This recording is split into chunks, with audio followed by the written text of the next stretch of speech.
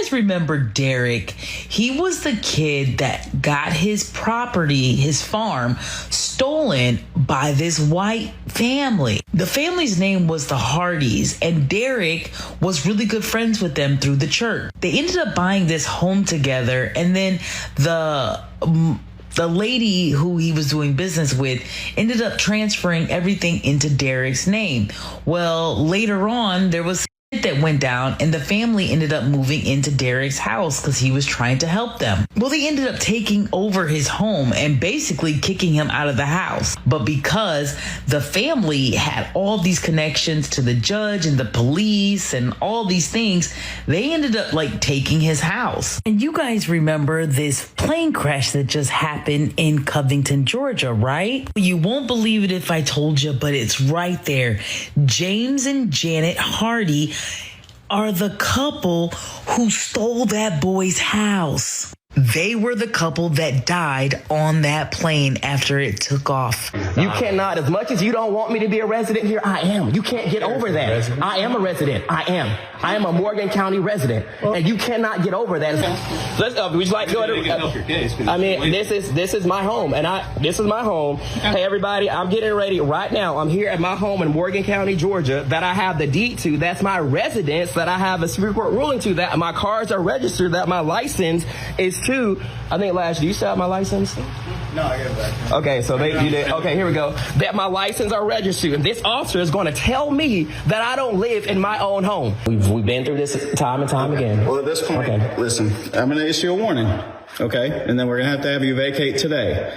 There has to be a court order to say that they're evicted from here before you can come back. So you're moving the residents, so you're moving me out of my home. They're the residents. I'm the resident. They've been staying here daily. I don't have to. What law says I got to be sleep in this bed every night? What law? What law says I can't sleep? What law says I can't handle business in another city? Are you going to sign these?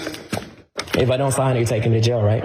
If I don't sign this, you're taking me to jail. If you sign a refusal, you're still going to have to leave the property. And if you don't leave after that point, once I sign these all as a refusal, yes, we will. Extreme allegations. We've been covering this since, we got wind of it. And the plot thickens. We have on the program none other than Mr. Derrick Williamson. Derrick, good to have you on the program, sir. How are you? Honored. Hey, given the circumstances, I'm doing pretty good. Glad to be here today, Dr. Richey. Glad to have you. And once again, I echo the sentiment that those who are on the other side of this, you have the opportunity to come on Indisputable at any time to provide your side of the story. Derrick, I got some questions. Okay? Yes, sir. All right. So you don't have to be a law scholar to know some simple facts about police and enforcement. Typically, police, they are not able to enforce civil rules without a court order specifying the action they need to take. Absolutely. Okay. I heard them say that you would need to produce an eviction notice for said parties that should not be there. But they didn't say the said party needed to present an eviction notice for you. Can you help me understand the application of that in that city? You know, and Dr. Richey, I'm just as shocked as the 14 million people that's been on my page this past week, because at the end of the day, you made it very clear they are not to interfere with civil proceedings, and that there has to be an order for that. They disregarded that in any sense of the way, and they began to obviously violate my rights to remove me as the homeowner, as the resident. And in my video, I'm very clear. I'm very pointed. I gave them a deed to the property. My name is on the deed. I'm the sole deed holder, okay? I gave them my license that has the address on it. I'm registered in Morgan County, Georgia. I gave them a Superior Court ruling, okay? And this is where it's interesting. I provided to them a Superior Court ruling. The highest court has ruled in this matter already in this case. And I am the 100% sole owner, winner of everything. I won that case, and they didn't want to accept anything. My vehicles are registered to the property. And I gave the department one, hey, let them produce anything. I've given you everything. Let them produce anything. You know, man, and the irony is usually a cop is just going to say, do you have a piece of mail with your name on it? If you have a piece of mail with your name on it, you're supposed to be here because now you've established residency. Can you give the viewers the background for those who may not be fully aware of how this happened, and also explain the exotic animal sanctuary that you have and that you that they tried to deprive you of, and the residential part? Absolutely. So, to those of you that don't know who I am, my name is Derrick Williamson. I'm the young black farmer out of Georgia. And one thing that's unique about me, my company, the way Dynamic Animal Therapy Encounters was emerged because we believe that animals have an ability to help people heal, ability to minister to people when pharmaceutical drugs can't. Our nonprofit flips the concept, right? And humans are able to minister to animals through wildlife rescue efforts when animals are injured, orphaned, and hurt. We're able to help minister to them and help them get what they need to get back into the wild. The reason all this has came to be because Janet Hardy, right? She was a millionaire donor that contributed wonderfully to the organization and to the ministry. So backstory is even before I knew anything about their finances or anything about that, they came to me because they needed help. Jordan Hardy, the video that went mega viral of her, accosting me on the day of my brother's death, that video went crazy on the internet. She ended up having an unplanned pregnancy, okay? And her father said that a child must be terminated. And there was a lot of stress in the household that was there. And to make a long story a lot shorter, they both brought the situation to me. I'm Jordan's former faith-based counselor. She had a terrible drug addiction. And we worked overtime to get her into sobriety, and she finally achieved that. So bottom line is this: I opened my home up, okay, to the Hardys. I told Jordan, that you are more than welcome to move into the spare bedrooms in my home. And Janet, because I cannot take care of a child. That's not my perspective right now. I'm a director of organizations. I have things to do. You need to move in with your daughter, and I'll just provide a safe environment to make sure that you guys are fine, that you guys have what you need, as far as the transition. And Janet also needed help with Jordan because as Jordan has a lot of respect for me, but being our former faith-based counselor, and Janet needed somebody to help keep her locked in, okay, with that transition. So that's how we all came to be. And then we talk about the sanctuary. I will find out later on, I did not know this initially, that Janet was actually a very wealthy multimillionaire. Okay. In the midst of them living in my home, and see, this thing, people didn't catch this. I let them move into my personal home before the farm. Okay. That was before the farm. I let them move into my personal home with me. Okay. Janet ended up inheriting millions of dollars from her parents' estate in the midst of them living with me. And to make a long story a lot shorter, Janet approached me one day and said, "Hey, Derrick, I see what you do for these animals. I've been a part of this ministry. I've been helping. God has put on my heart to donate to the ministry to help you guys get to the next level." And then she was so happy about it. I immediately cautioned her because she told me about that she gave numbers and things like that. Said, I want to give a significant donation to the ministry and things. And I challenged her, go make sure that you heard from your perspective of source. Did you heard definitively that you're supposed to do this? She was reassured me multiple times, and we had a lot of other people that counselors that we tagged in the mix. Everything was everybody's on the same page. And so now in real time, why am I on Indisputable all this time later? A lot of you guys said, "Oh, she's been swindled or scammed," and all people have swung all kind of narratives. Bottom line is this: at the end of the day, when I sat at one of the most successful closing firms in the state of Georgia, with two realtors from each side, the closing firm attorney, myself as a CEO and founder, and Janet, and we all made the decision that the deed was going to be in the ministry's name, that secure that the company owns everything, to secure that the ministry is the one of the recipients, to secure that the people we serve are the owners. We all sat at that table that day and made that very clear by documents. So why am I sitting here years later trying to? We've seen the videos. I've showed you guys complex levels of catastrophic things they've done, from the stealing of exotic animals, from the dismantling of my home, from me being removed from my home, judges stepping off the bench to come after me personally because I made a TikTok video exposing that she didn't have a law degree. So I challenge you all to go down the rabbit hole. But Dr. Richey, in a nutshell, that's where we're at. She contributed to the ministry greatly, and I respected it. We save life. Bottom line, I'm not a car dealership or a restaurant, right? Right. What we do is worth it. I want to make some comparisons here that I think will Yes, sir. assist us in the narrative. You said something really profound to me that a few years ago it would have went over my head. You said you told her to check with her perspective of source, which means her higher power, Absolutely. right? Whatever higher power that may be. So you're not Absolutely. trying to indoctrinate an individual into a particular belief structure that says it must come this way or no way at all. You're saying make sure that you are good with your higher self or the higher power Absolutely. that you know of. So that is very important in the Absolutely. narrative for me, morally, ethically. I think that was Right. well said and well put. The other element of this, there are those who have, as you mentioned, said, okay, she was swindled or scandaled. It was a business deal. It was a business Absolutely. deal. And this was a voluntary business deal. I know of Absolutely. hospitals, brother, that have received donation proclamations, meaning a company said, we are going to contribute this amount of money. And when that company did not contribute that amount of money, the hospital sued the company. It is under Mm, the doctrine of promissory estoppel.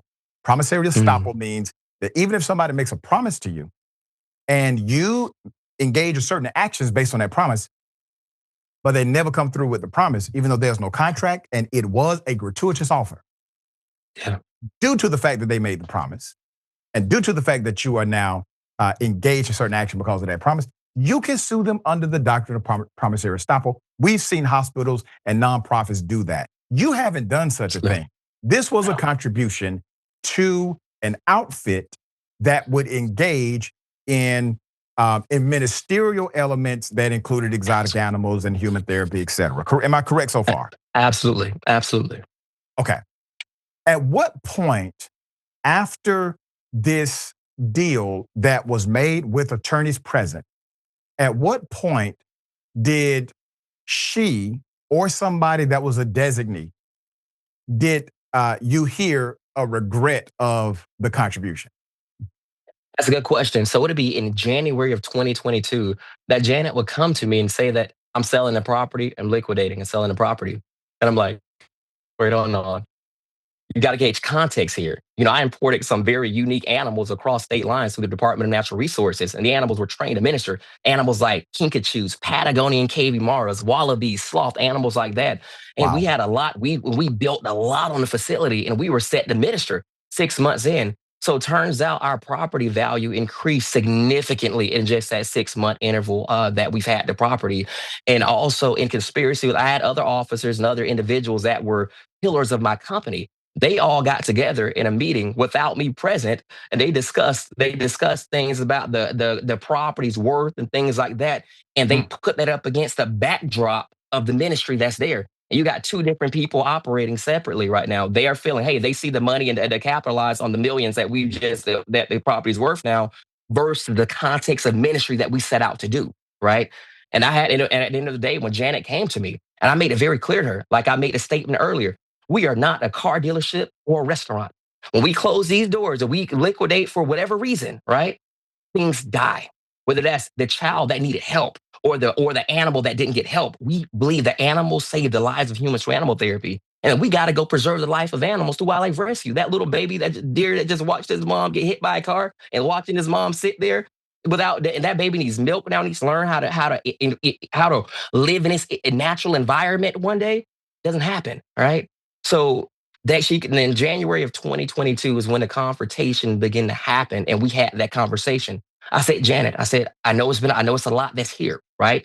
We're too established, and we've already took oaths, and I even made my officers, all of my officers, everybody in the company, they had to put their hand up and take an oath, right? That they would protect the organization and the animals and the people that we serve. I was radical that way because I don't take for granted what we do. It's not people that minister in our perspective like this, all right? So therefore, I was very clear. So that's what happened. Janet brought the information to me, and obviously, I had a conservative approach at first. I said, Janet, listen, let's go sit with an attorney. There's an attorney that me and her both have a lot of respect for, right? I said, let's go sit with him. Let's try to find resolution here, okay? Because we got too much. I have 106 animals on this facility. We've already done this, and we make sure that the deed is in the company's name because we make sure that no matter what happens, the animals own this facility and the people we minister to own this facility. It's not even about us. That's the whole point of nobody. There's no documents of anything other than a deed change that happened within 5 minutes. We both signed up. We both closed on the property as 50-50 owners on that property, joint tenants in common. Within 5 minutes, attorneys, because we already had this discussed, came to us in a corporation, we would sign both 50. She signed over her 50% with the notary, all the attorneys, all the realtors, all the witnesses in the room. She signed her 50% over. And then I signed my 50% over too to the organization, which made it very clear who the owners are. So that's pretty much when things went south. Later on, down the road. At any point, so you have this equity, it's an equity agreement. So in this equity agreement, does the equity agreement give her board status rights or trustee status rights to the nonprofit? Absolutely not. So one thing that's very important, I structured as an S corp. The way Dynamic Animal Therapy Encounters is an S corporation. I did that intentionally. We're not nonprofit because it's a rumor board that you owns can your get nonprofit. voted out. That you have a board, you get voted out. They don't like the CEO and founder. There's some the things, measures they can take in order to make sure that this company was always going to be secure. I trust these hands do what God called us to do with this ministry. I made sure that the deed went into S corp, where I control all 100,000 shares. So that way I can give the best advice for the organization. I can make sure that we're govern our practice accordingly. So no one has ever owned shares in this company. So people, and if anybody, and we know that, so Janet has a master's degree in education. She's much older than me, highly intelligent in every sense of the way, highly educated. And she knew, and she was cognizant of and consent to every part of this. And she knew this. It's basic information. If if you're not a corporation, you can't make decisions. Right. And let me ask you this. At no point has a judge overturned the contract or contractual agreement, making it null and void. Is that correct? Absolutely not. There's been no defense filed against the authenticity of the deed. It's been secure. The closing firm has confirmed it's nothing because the deed is secure. There was nothing wrong. It was exhibits. All the exhibits are there. Witnesses there. Notaries there. It was clear. It was done. No duress was there. So no. Let me go to so something happened earlier this week. You posted videos of the prior abuse you suffered when by the Hardys when the brother died. I want to go to the video. We're going to talk about it. Jordan, let's see that video. Okay. He's dead. He's probably in hell. He's probably. Shut the up. He almost hit me because Chris Key would have wanted it. Chris Key wants you to punch me in the face. My brother died for that was stupid. Oh, your brother's dead. Chris, get away from me. Chris Key died. I wanted it. Chris Key would have wanted it. What happened to you? You're pushing me. Why are you talking about my dead brother? Jordan, stupid. I'm it's just wondering what happened to him. Chris Key would not like this of you. He would say he was making a mistake. Man, I'm telling you. Keep my brother's name out your mouth. Tell me to one more time. Keep his name out your mouth. Jordan, stop. What are you going to do about it? He's dead anyways. It's actually not all. The worst thing that allegedly happened here. Get away from me! Get away from me! Get away from me! Get away from me! Get away from me! Quit hitting me! Get away from me! Quit hitting me! Get away from me! Stop! Get your hands off me! Get your hands off me! Get your hands off me!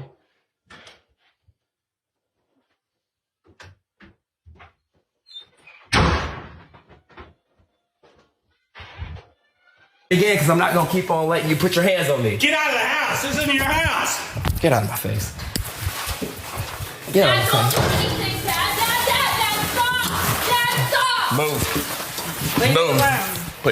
Move. Get your hands off me. James Hardy shows up to Derrick's home, vandalizes his GMC Sierra 2500, and tried to whip Derrick with a fishing pole. He also assaulted Derrick, leaving several bruises that were documented by officers who responded to that incident. Hey, man. How you gonna get out? You got to call Uber. You got two choices. You can get fishing pole or we're gonna call 911. Dad, don't do that. You got your choice. He's gonna start. You're aggravating my family. Derrick, what was happening during that encounter? Oh boy, you just covered a lot of took me down. Yeah, you covered a lot. the fishing pole, I'm assuming you're speaking of the fishing pole incident or all of them in general. I just speak general. The first video you played was, my brother lost his life in a motorcycle accident that day. I watched his body on the side of the road that day. Most catastrophic thing and experience and overwhelming of emotions I've ever felt in my life, right? I would go home that day and to be with my animals. I'll be with my animals, my water buffalo, my animals. And as you see in that video, the Hardys are in my personal bedroom, right? On the day. Because they knew it was on the news things, it was on the news that it passed and things like that. And they knew. And they had a plan. We're going to take him at his weakest, most vulnerable moment because we can't make him break the law. We can't make him put his hands on us. So we got him now. He'll do it. Anybody would do it. So they began to use the one thing. They were taunting you. Absolutely. They wanted me. And then in video, it's a different clip of the video where she says, he almost hit me. It took everything in me that day to not be going viral on the internet for another perspective. For lashing out. Right. For lashing out. And that's as a CEO and founder of a company that does animal therapy. And we believe that. And that is not the perspective of the organization or the company. And I'm thankful to this day that granted the situation was intense. I'm glad that I'm not trending on the internet for acting that way. Granted, I feel it was merited. Most people could not have handled themselves in that degree after seeing that fresh rawness. They couldn't handle it. I want to stop just for a minute, just for a moment. Because I want people to understand what you're saying. Because it's diabolical if true. You're saying that on the day that your brother died, because of this unfortunate accident, they plotted to basically goad you into a reaction that would eliminate or terminate your access to the property. Is that what you're saying? Absolutely. Absolutely. That day, and as you see, and then second incident happened, that day I was assaulted again. That incident happened with her, and she could not get the reaction. So then her father, we see videos of her father attacking me after that. And as police reports document, like at the end of the day, there's nothing soft about me. I'm a farmer. I'm rugged. My body is not soft. It made sense of the way. For the police report to document several bruises across my body and across my face and things like that, it shows something. I've never put my hands on anyone in this case. You guys see the videos. You guys say that, oh, he's weak for not doing this. I train water buffaloes and camels. I assure you, there's nothing a problem with me putting my hands on somebody, but I don't operate in that perspective. Right. Mightier is the man that rules his spirit than the mighty king that takes a city. And yes, they exploited the situations. It takes much more strength to walk away than to engage. Yeah. I know that for a fact. And it takes strength of heart. Bruteness is not the measure of strength.